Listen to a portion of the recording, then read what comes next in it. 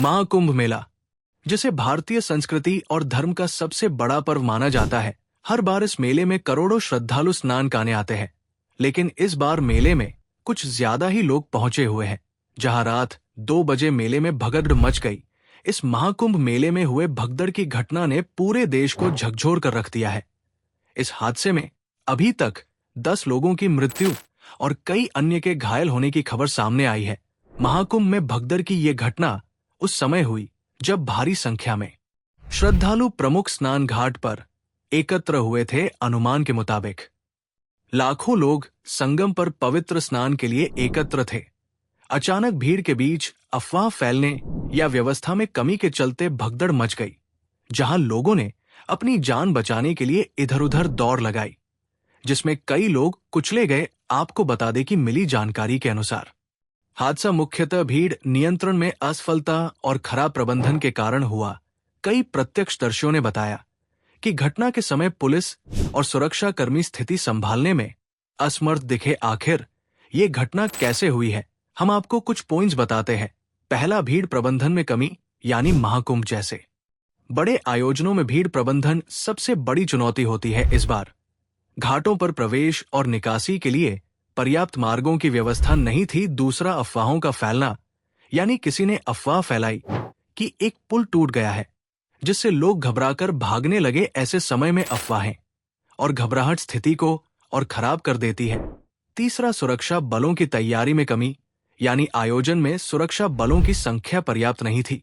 इसके अलावा प्रशिक्षित कर्मियों की कमी के चलते स्थिति और बिगड़ गई। चौथा, अत्यधिक भीड़, यानी अनुमान से अधिक श्रद्धालुओं के आने से व्यवस्था चरमरा गई। आयोजकों ने भीड़ के प्रबंधन के लिए समुचित उपाय नहीं किए थे, जिसके कारण मेले में लोग हादसे की सीकर बने हैं और भगदड़ मची गई। साथ ही हम आपको ये भी बताते हैं कि आखिर में घटनास्थल पर प्रशासन की अहम भूमिका क्या थी और कहां चूक हुई। घटना के बाद प्रशासनिक अधिकारियों ने राहत और बचाव कार्य शुरू किया। घायलों को तुरंत नजदीकी अस्पतालों में ले जाया गया। हालांकि घटनास्थल पर प्राथमिक चिकित्सा और एम्बुलेंस की कमी ने स्थिति को और गंभीर बना दिया। घटना के बाद प्रशासन ने दावा किया कि पर्याप्त इंतजाम किए गए थे, लेकिन प्रत्यक्षदर्शियों और पीड़ितों ने इन दावों को खारिज कर दिया। उनका कहना था कि हादसे से पहले ही भीड़ नियंत्रण के लिए बेहतर व्यवस्था की जरूरत थी।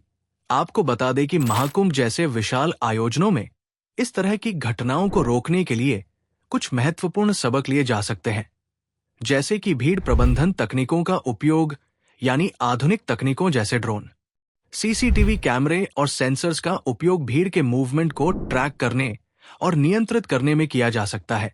दूसरा, अफवाहों को रोकने की रणनीति, यानी किसी भी अफवाह को फैलने से रोकने के लिए प्रभावी सूचना तंत्र होना चाहिए।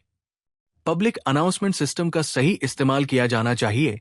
तीसरा, आयोजन स्थल पर पर्याप्त पुलिस बल और आपदा प्रबंधन टीमें तैनात होनी चाहिए। चौथा, पांचवा, आयोजन से पहले सुरक्षा बलों और स्वयं सेवकों को भगदड़ जैसी आपदाओं से निपटने का प्रशिक्षण दिया जाना चाहिए। पांचवा, श्रद्धालुओं की भारी भीड़ को ध्यान में रखते हुए पर्याप्त एंट्री और एग्जिट पॉइंट्स बनाए जाने चाहिए। आपको बता दें कि महाकुंभ में भगदड़ की ये घटना एक दुखद और चिंताजनक घटना है। ये न केवल प्रशासनिक लापरवाही का परिणाम है, बल्कि ये भी दर्शाता है कि इतने बड़े आयोजन को सुचारू रूप से संचालित करने के लिए हमें बेहतर योजनाओं और आधुनिक तकनीकों की आवश्यकता है। भविष्य में इस तरह की त्रासदियों से बचने के लिए संगठित प्रयास और सख्त सुरक्षा उपायों की आवश्यकता है।